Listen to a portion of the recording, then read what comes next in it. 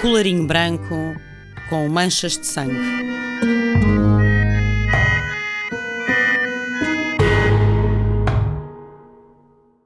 A biografia que se pode ler no site oficial do PSD é curta, mas existe. Nasceu a 20 de novembro de 1955, natural do Peso da Régua.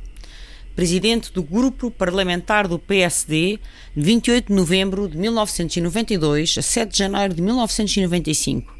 Licenciou-se em Direito na Universidade Católica Portuguesa. A sua carreira profissional dividiu-se entre a advocacia e o exercício de funções políticas. Foi deputado à Assembleia da República por Bragança de 83 a 95, em várias legislaturas. Em 89, na 8ª legislatura, foi eleito por Lisboa. Em 2005, novamente por Bragança, foi eleito para a 10ª legislatura. Presidiu ao grupo parlamentar do PSD de 92 a 95, durante a segunda maioria absoluta de Cavaco. Por que é que será que este político, agora quase com 70 anos de idade, é o protagonista deste episódio de Psicopatas Portugueses? A tal curta nota biográfica podia pelo menos acrescentar-se que em 1981, Ângelo Correia, então Ministro da Administração Interna, o nomeou como seu assessor político e de comunicação. Foi a partir daí que descolou a sua carreira pública. Tinha então 26 anos quando entrou como assessor num dos governos da Aliança Democrática, AD. 2 anos depois, era já deputado pelo Círculo de Bragança e passou a dominar como um feudo esta comissão política distrital dos sociais-democratas. Era a sua cotada e base para outros voos. Mas de onde é que partiu? Com 9 irmãos, gozou do respaldo de uma influente família local para, em 1974, rumar à capital, onde concluiu o secundário e estudou Direito. Também se dedicou à História da Arte na Academia Europeia de Florença e à Música no Instituto Gregoriano de Lisboa. Aliás, foi mesmo organista na Igreja de São João de Deus. Costuma dizer-se que os nazis também amavam Mozart. Neste caso falamos de um político criminoso de colarinho branco e, porventura, de camisa também manchada de gotas de vermelho sangue. Estamos a falar de um homem que de abril de 2019 a setembro de 2022 esteve a cumprir pena pela sentença a que foi condenado de 6 anos de cadeia pelos crimes de burla qualificada e branqueamento de capitais. Melhor seria que estes fossem os piores crimes dos quais tivesse sido acusado. Voltemos então atrás. Em dezembro de 94, este figurão da cena mediática nacional foi manchete do semanário Independente, do polémico e muito falado semanário Independente, sob o título Casa Cheia. Eram assim as gordas então que se davam à estampa. O artigo relatava o seu vasto e luxuoso património imobiliário, um andar de 600 metros quadrados, num condomínio de luxo no centro de Lisboa, que tinha sido comprado a um empreiteiro amigo por 230 mil contos, agora cerca de 1,1 milhões de euros, e declarado apenas por 45 mil contos, ou seja, cerca de 224 mil euros no câmbio agora contemporâneo atual. Também o Casa Cheia falava de uma herdade de 3 hectares, avaliada em cerca de 140 mil contos, ou seja, 700 mil euros, em Sintra, que, nada mais, nada menos, encontrava-se em nome de uma sobrinha que não tinha posses e que, evidentemente, um biombo para ocultar o seu património, numa altura em que, curiosamente, o PSD se opunha à divulgação dos rendimentos dos políticos. Esta notícia originou a sua saída da liderança de direção da bancada parlamentar laranja, sendo então sucedido por José Pacheco Pereira, e também levou à abertura de um inquérito por parte do Ministério Público, tendo o arguido alegado sempre que a sua riqueza resultava do seu trabalho como advogado e também era produto de negócios na Bolsa e fruto do mercado não oficial de capitais. Já adivinhou de quem se fala neste episódio do colarinho vermelho? De Duarte Lima. Falamos de Duarte Lima, uma presença marcante na política portuguesa nos anos 90, mas que viria a revelar outras facetas neste novo século. Quanto ao Casa Cheia, tudo acabou arquivado. Alguém teria soprado então ao líder da bancada cavaquista que a reportagem iria sair e, súbito, as situações fiscais foram regularizadas. Que conveniente! Aliás, não seriam esses pequenos contratempos que o iriam deter, nem sequer que o iriam atrasar. Em 1998, Duarte Lima derrotou nada mais nada menos do que Pedro Passos Coelho e do que José Pacheco Pereira nas eleições para a Comissão Política Distrital de Lisboa no PSD, comissão essa que veio a liderar até 2000, sucedendo-lhe Manuela Ferreira Leite. Portanto, já depois de todo esse escândalo nas páginas do jornal, Duarte Lima continuava a subir. Parece que nada o demove e, como verão ao longo destes 2 episódios especiais de Psicopatas Portugueses, parece mesmo que nada constitui obstáculo, nem sequer a sua mesma própria morte. A Casa Cheia terá sido um mero contratempo, que de resto não teria influenciado a sua popularidade dentro do partido, senão não teria sido eleito então para a Comissão Distrital, Política Distrital de Lisboa do PSD. Parece que nessa altura este tipo de problemas judiciais ainda não manchavam a reputação de um agente político. Estará melhor agora? Entre 1999 e 2002, Duarte Lima auferiu oficialmente 394 mil euros. Na sua declaração de património e rendimento de titulares de cargo político, não há referência aos 5,2 milhões de euros que em 2001 foram transferidos para as suas contas pela sua conhecida e cliente do seu sócio, Rosalina Ribeiro. A falecida Rosalina Ribeiro foi encontrada morta, assassinada a tiro à queima-roupa, executada numa estrada deserta no Brasil.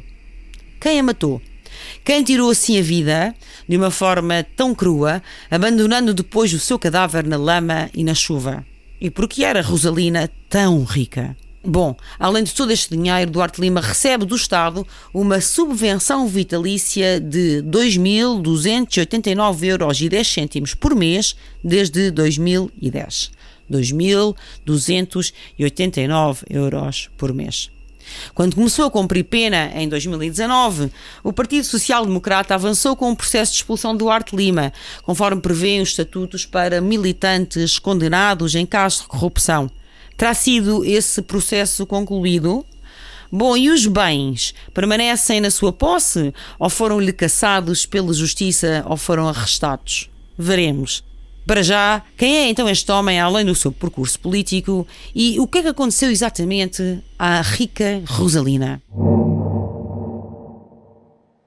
Duarte Lima casou-se em 1982 com Alexina Bastos Nunes, no Santuário de Fátima, em Fátima, numa cerimónia realizada pelo Bispo de Bragança e Miranda, Dom António José Rafael.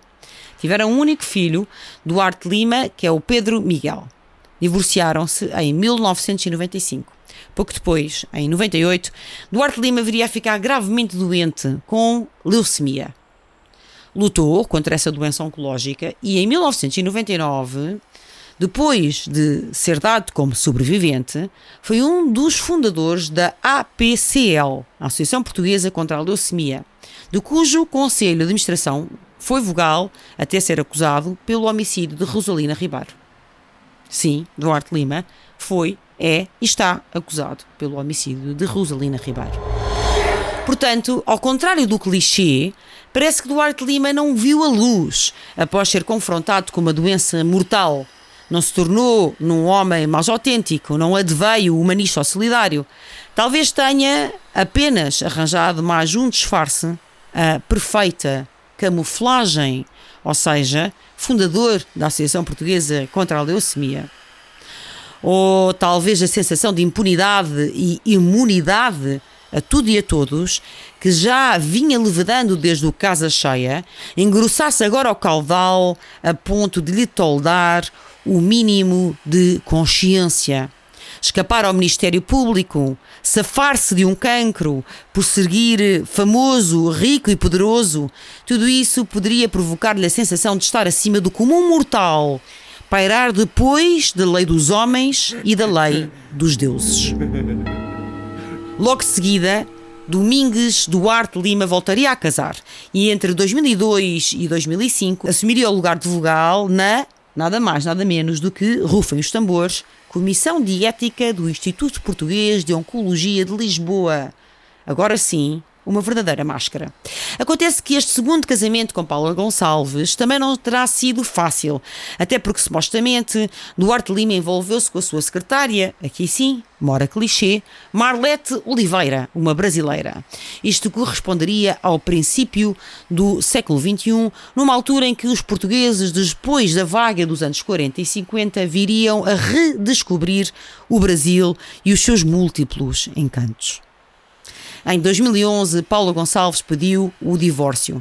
Nesse mesmo ano, já em novembro, Duarte Lima e o seu filho foram detidos pela Polícia Judiciária no âmbito de uma investigação relacionada com o caso Banco Português de Negócios, BPN, ficando em prisão preventiva. Duarte Lima burlou em 50 milhões de euros os proprietários de terrenos onde estava prevista a construção da nova sede do IPO, do grande Instituto Português de Oncologia. Duarte Lima já tinha sido constituído arguido neste inquérito. Está indiciado por diversos crimes de fraude fiscal, falsificação de documentos, burla e tráfico de influências. Foi suspeito de ter usufruído diretamente ou através de testas de ferro de vários créditos no valor de mais de 40 milhões de euros, obtidos com garantias bancárias de baixo valor.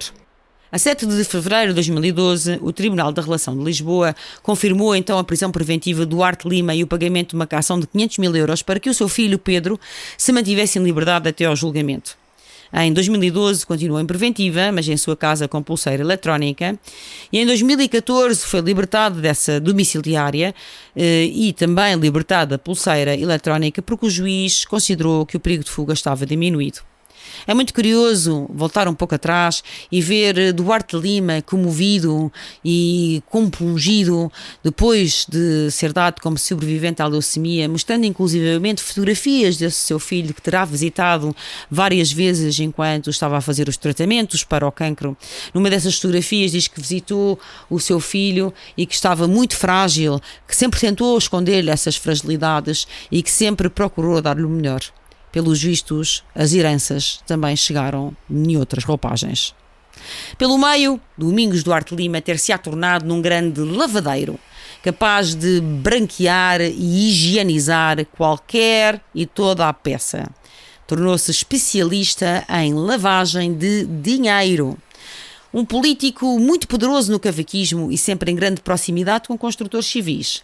Aliás, um dos escândalos foi a interferência num concurso público de Trás-os-Montes, que chegou por fax ao grupo parlamentar do PSD enviado por um construtor civil de Mogadouro.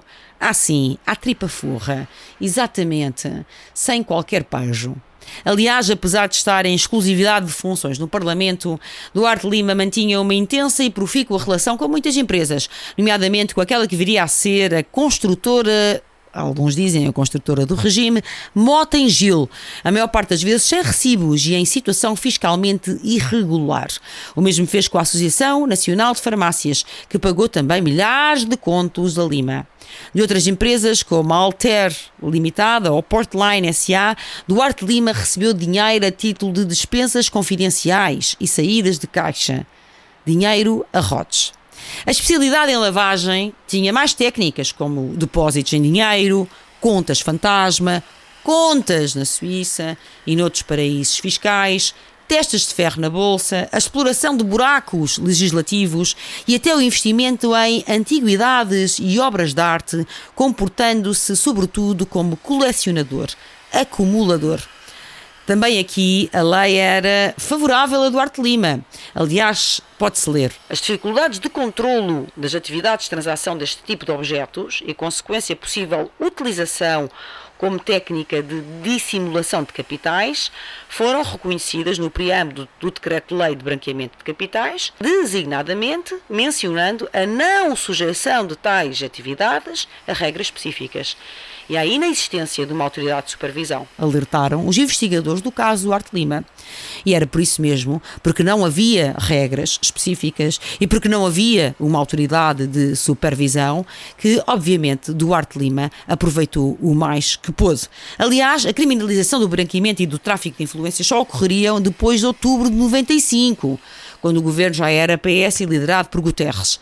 A bancada do PSD, chefiada por Duarte Lima, várias vezes recusou a criminalizar essa tipologia. E, voltando às obras de arte, muito jeito lhe deram, tão convenientes que foram. Aliás, em abril de 2015, Duarte Lima vendeu o quadro de Peter Bruegel, o jovem, datado de 1627, um quadro do século XVII, The Wedding Procession, à galeria de Wanken-Heer, em Genebra, depois de ter sido apreendido em Londres pelo Ministério Público por 2 milhões de euros para abater uma dívida à Parvalorem ligada ao tal antigo BPN, Banco Português de Negócios. Aliás, também já em 2022, mais recentemente, uma comunicação da Polícia Judiciária deu como obra furtada e de paradeiro desconhecida a pintura Danse de Noces en Intérieur, também de Peter Bruegel, e que havia sido dada como garantia de penhor mercantil por Duarte Lima ao BPN, mas quando foi exigida a sua entrega em 2011, ela foi recusada. E igualmente foi recusada a sua entrega à administradora de insolvência em 2015 ou 2017. Portanto, este quadro Danse de Noces en Intérieur tinha sido dada como uma garantia, mas depois, pura e simplesmente, Duarte Lima rejeitou a sua entrega quando foi chegada a hora. Mas já agora que vocês já ouviram tanto falar durante este episódio de BPN, que banco é esse? Esse Banco Português de Negócios S.A. O Banco Português de Negócios foi um banco privado português criado em 93. Exatamente, anos dourados de Duarte Lima. Atuava sobretudo no setor da banca de investimento e depois já em 2008 foi nacionalizado, como foi portanto comprado pelo Estado e depois voltado a vender em 2012. Mas em 2008 essa instituição financeira viu-se envolvida num grande escândalo de crime de fraude fiscal e branqueamento de capitais. Isto tudo começou sobretudo em 2002, porque o BPN comprou um outro banco, a FISA, uma corretora, a Fincor, e também o Banco Insular em Cabo Verde, e não comunicou estas aquisições ao Banco de Portugal. Depois, em 2023, iniciou uma operação no Brasil. Em 2007, já uns anos depois, o Banco de Portugal solicitou ao grupo Sociedade Lusa de Negócios, BPN, a clarificação da sua composição acionista, portanto quis saber quem eram os acionistas e também como estava separada a área financeira, BPN e Real Seguros, e a área não financeira de investimentos. Bom, e então acontece que quando o BPN foi convidado a apresentar todas estas informações pelo regulador, pelo Banco de Portugal, começaram os problemas, começaram a destapar os buracos fétidos do banco, e em 2008 José Oliveira Costa, que era quem estava a presidir o grupo, saiu justificando então a sua demissão com motivos de saúde, tendo sido substituído internamente por Karim Vakil.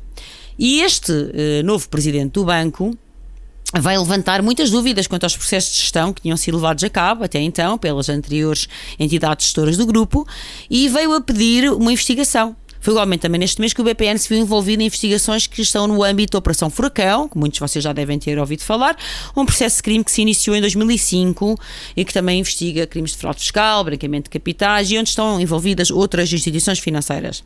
Em 2008, quando rebenta então a bolha, Miguel Cadilho, que tinha sido antigo Ministro das Finanças também de um governo de Cavaco, foi escolhido para a presidência do banco e muito pouco tempo depois, uns 3 ou 4 meses depois de tomar posse, denunciou publicamente muitos crimes financeiros cometidos por altos funcionários na gestão anterior e solicitou, mais uma vez, uma investigação profunda aos anteriores atos de gestão. E, de facto, começou-se a assumir proporções e implicações políticas muito graves. Vieram muitos aliados do Cavaco Silva, surgiram então nas primeiras páginas dos jornais, como Dias Loureiro, e até alguns membros do Partido Socialista, que tinham mantido ao longo dos anos relações pessoais, profissionais, de negócios com o banco, ou mesmo com o próprio Oliveira Costa, o tal presidente.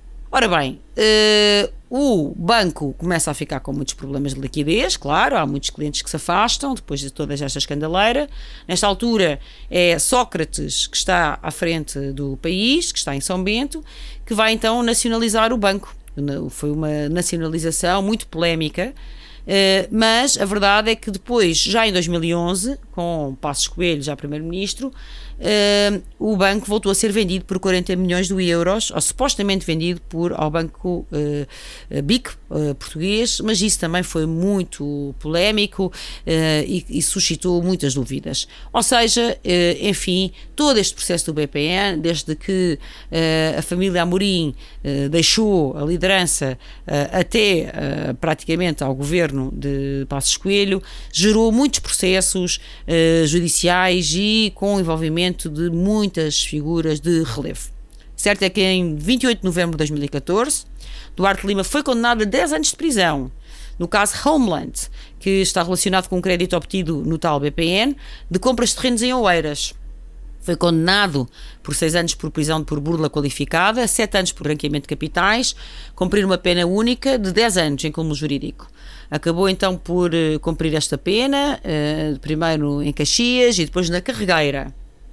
Enfim, esta história toda de Duarte Lima, até agora, é um cru retrato das elites pútridas de Portugal, mas que viria a colidir com outro representante das cúpulas lusas, de um outro lado. Lúcio Tomé Feiteira foi um grande industrial do centro de Portugal, com uma fortuna incalculável. Foi um homem que viveu 100 anos, todo o século XX, começando por prosperar no Congo belga como gestor de empresas privadas e regressado a Portugal a integrar a empresa de Limas, União Tomé Feiteira, uma empresa fundada pelo seu pai, que eram sócios dos seus irmãos, sendo a sua ação logo muito notável.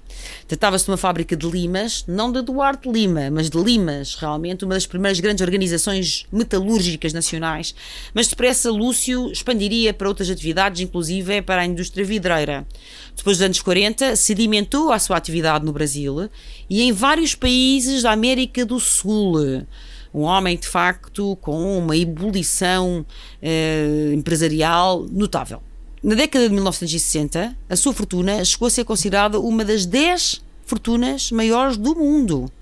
Depois da sua morte, a sua herança causaria enorme polémica com o assassinato da secretária e companheira do multimilionário Rosalina Ribeiro. Exatamente, a rica Rosalina Ribeiro, que teria direito a uma parte, ou supostamente direito a uma parte da herança, e que estava em litígio com a única filha do grande multimilionário ultra-rico Feiteira, Olímpia de Azevedo Tomé Feiteira, que também já faleceu em 2022.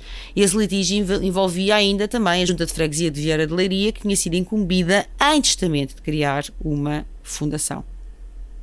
Certo é que o cruzamento desta enorme fortuna de Feiteira com Duarte Lima e todo o seu histórico de impunidade e imunidade talvez tenham resultado num homicídio.